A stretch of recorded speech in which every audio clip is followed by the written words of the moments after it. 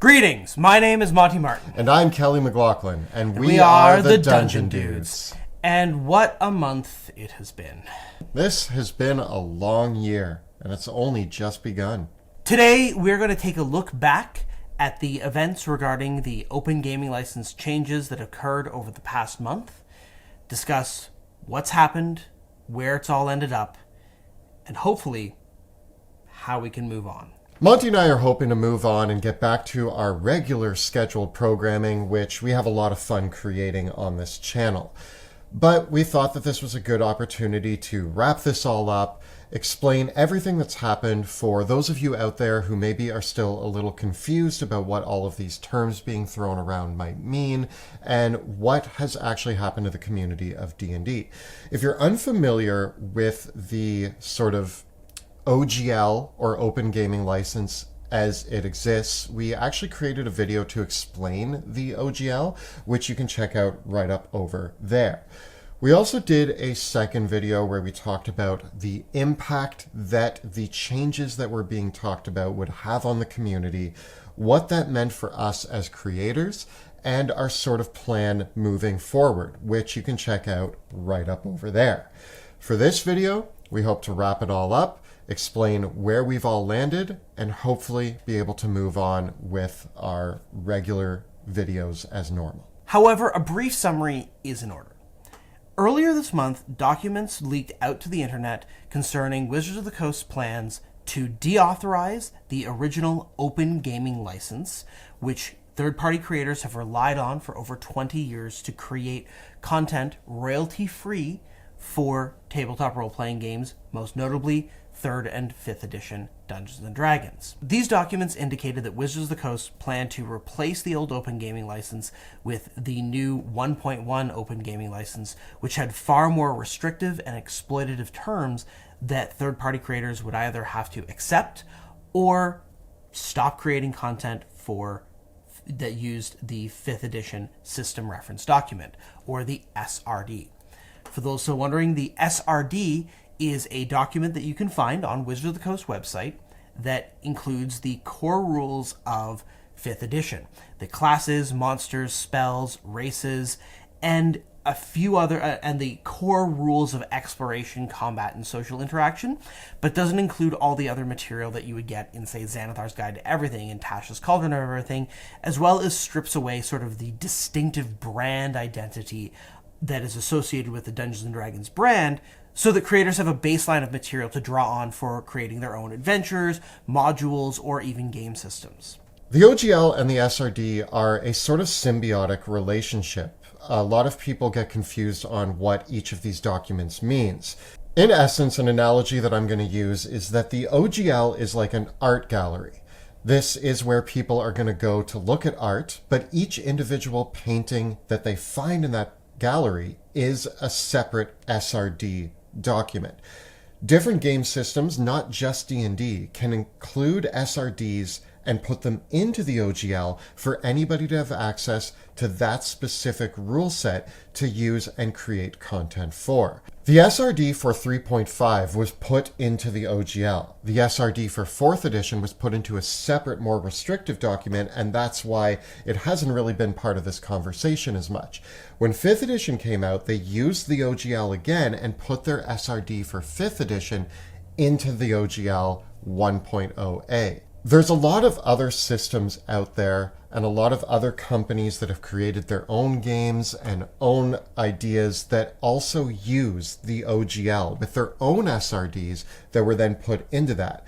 So when Wizards of the Coast put forth this idea of deauthorizing the OGL, it not only jeopardized the creators who were using this OGL to create 5th edition content, but also other creators who relied on the OGL to create their own systems and their own rule sets. This meant that this spanned far beyond just Dungeons & Dragons, and why the entire tabletop role-playing community as a whole stood up against this proposal. A massive number of players, creators, and publishers of all stripes lent their voices to the Open D&D movement. There are too many of us all to list in just one video. Although I do want to point out the amazing meme celebration video, which we'll link in the video description below, that has a pretty good summary of all the people who are celebrating and who fought very hard to make sure that Wizards of the Coast knew that this was a bad move. Just after we released our last video on the topic, Wizards of the Coast unveiled their survey that they would be asking for responses for to get feedback from the community about the whole response to this whole mess. The merits of doing that survey aside, the results were pretty damning.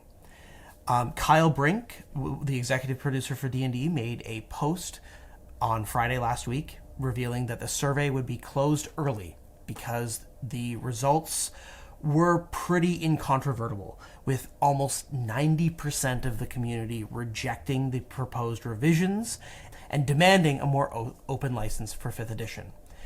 As a result, Wizards of the Coast took a surprising, decisive, and immediate choice. One that I only would have imagined in my wildest dreams. They released the entire 5e SRD under the Creative Commons Attribution 4.0 license. What does this mean? Creative Commons is an open license that exists for a variety of purposes. There's a lot of different companies all over the world, not just RPGs, but a bunch of companies that use the Creative Commons to put forth information that then is usable by anybody. There's different levels of the Creative Commons. Some are more restrictive and some are less restrictive. And very notably, Wizards of the Coast chose to release their documents under the least restrictive Creative Commons license available.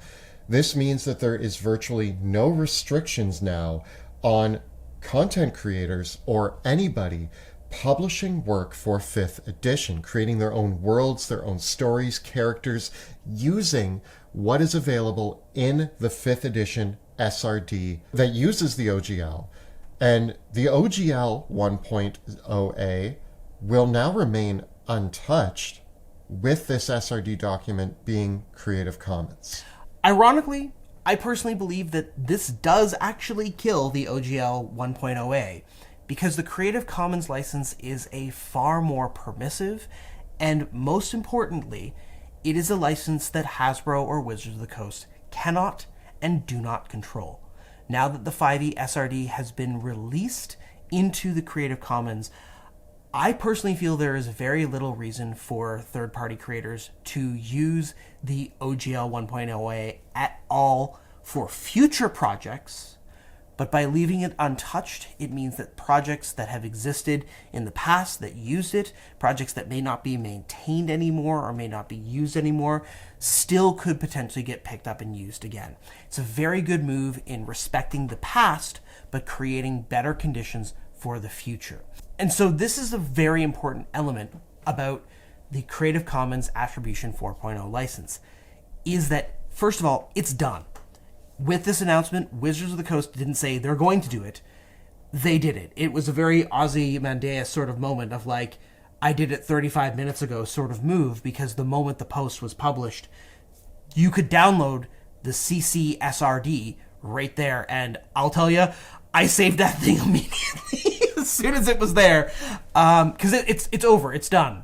And because the Creative Commons is administered by a much larger community that is beyond the scope of corporate control, it means that there is an extra layer of assurance that we don't have to trust that Wizards of the Coast wouldn't try to pull this again with some sort of future license.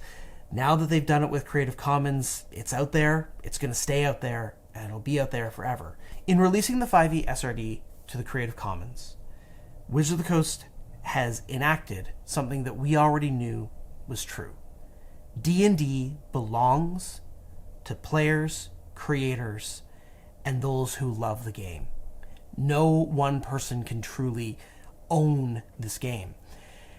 And so, well, Wizards of the Coast still retains their trademarks and their brand identity. You can't use their characters, such as Tasha and Mordenkainen, nor their settings that they own, such as the Forgotten Realms or Dragonlance or Eberron.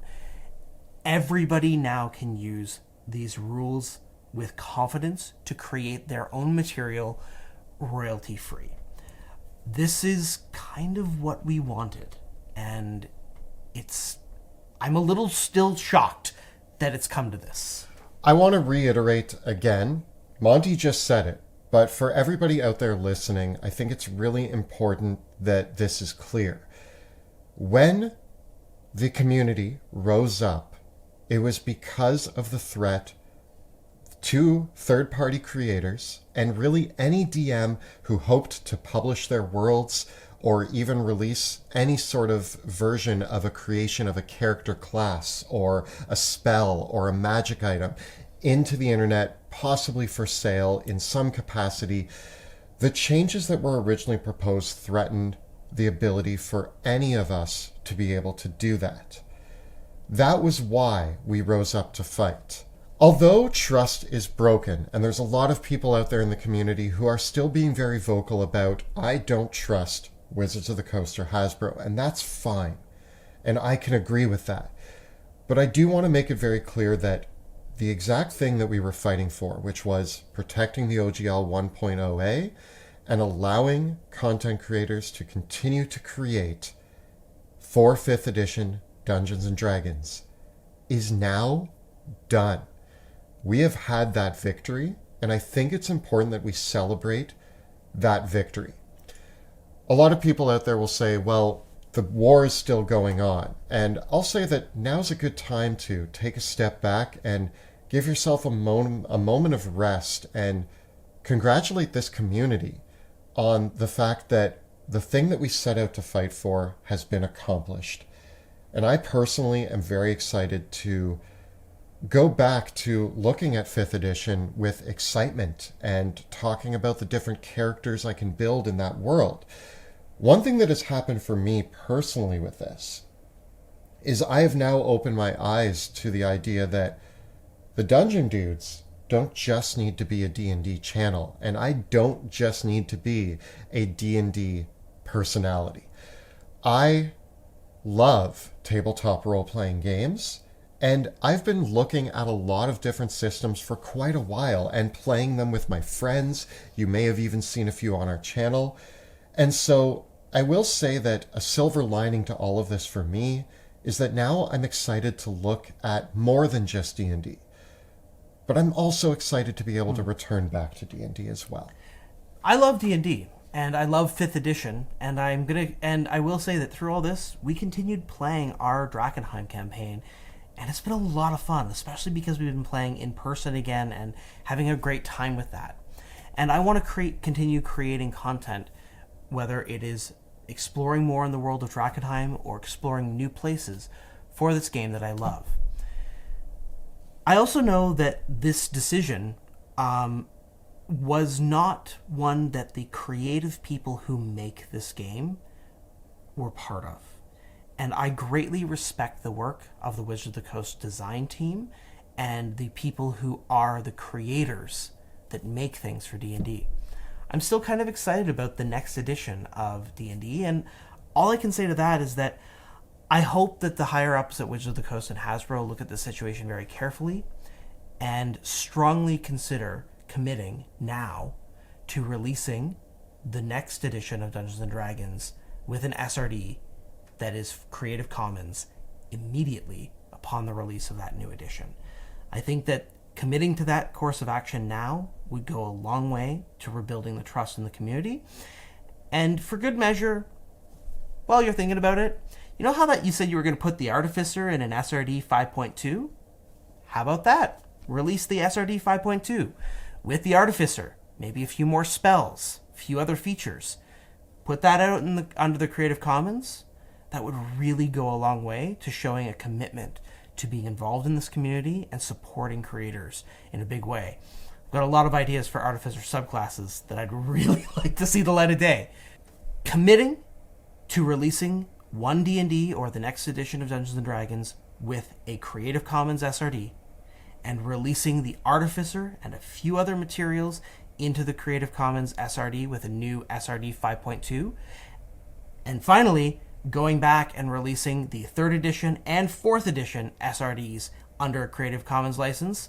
These are 3 tangible actions that would do a lot to rebuild the trust and goodwill that was so recklessly burnt down over the past month.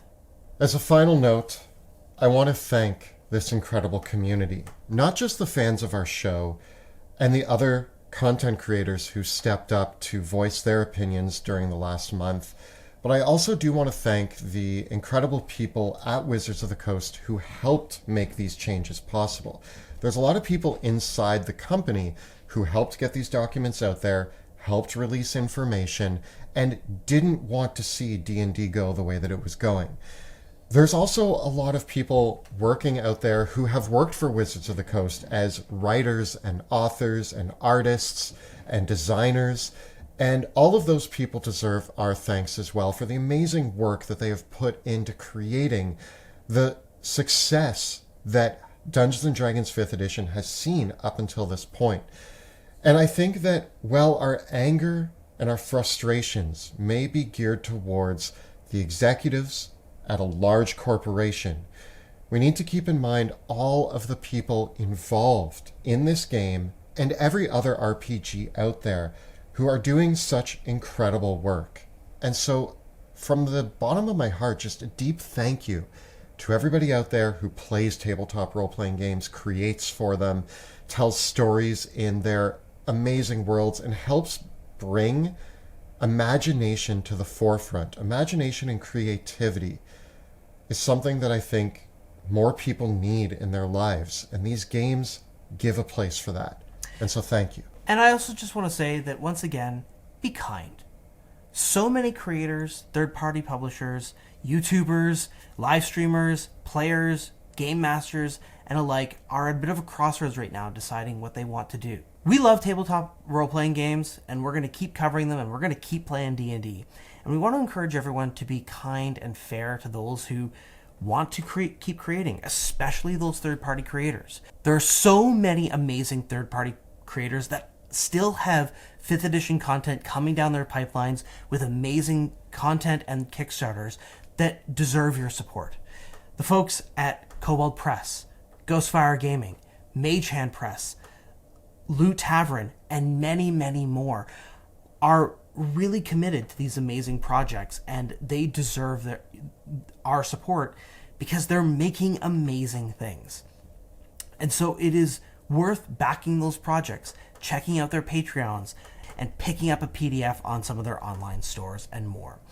Of course, there are many other third-party publishers like Paizo, Chaosium, and more that are making their own games like Call of Cthulhu and Pathfinder, and now is the perfect time to try out a new game as well. Regardless of what tabletop role-playing game you decide to partake in, regardless of what products you're purchasing for your games at your table, or what you're telling people is your favorite system, remember to be kind. Really, at the end of the day, we all want to enjoy the games that we play with our friends, family, people online from all over the world, and we all want to continue to do that. So be kind and be supportive of those in the TTRPG community. With this, Monty and I are excited to continue with our regular episodes. We hope that this is the last video that we make covering this OGL fiasco that has happened over the past month. We've tried to stay on top of everything and be as informative as possible, but we're excited to start rolling dice and having fun again, which is what made us love doing this in the first place. So as we branch out the channel, look at new game systems, but also continue to talk about 5th edition D&D, we hope that you're excited to come along with us as well. We're hopping back on the saddle, and we're going to be finishing up the revisions based on the playtest for Sebastian Crow's Guide to Everything in the coming weeks. We've got a lot of community feedback of our own that we were supposed to spend the past month going over, so hopefully we can get this back on track so that we get the book out in time as well. We're also excited about future projects of our own, whether those are live streamings and I'm excited because we will always be able to keep making content for 5th edition. The game is ours now. So we're going to go out and create and share. Thank you very much for watching, and we'll see you next time in the dungeon.